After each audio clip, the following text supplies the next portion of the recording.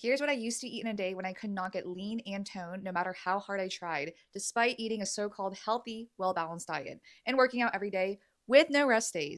It took me almost a decade to figure out what was keeping me stuck, but I'm about to show you why in under 90 seconds.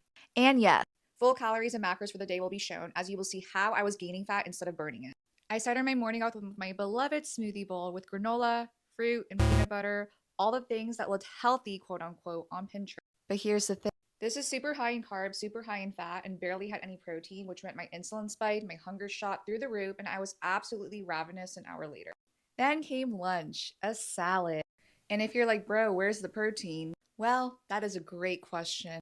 I did add great veggie choices, but those marinated artichoke hearts are super high in fat, and on top of that, I added sunflower seeds. This is also not pictured, but I also added Italian dressing on top of that, which is adding more fat to my meal. Mid-afternoon snack came along and the food noise was just unreal.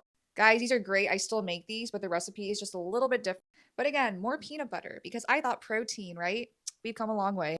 By dinner time, I finally got some solid protein in: ground beef, jasmine rice, some mushrooms, and cilantro lime dressing from Trader Joe's. This one is actually a staple meal of mine, which is amazing. It does have great macros, but at this point, the day was already over and my hunger cues were all over the place due to the lack of protein. And now it's time for dessert. And oh, guess what? More peanut butter.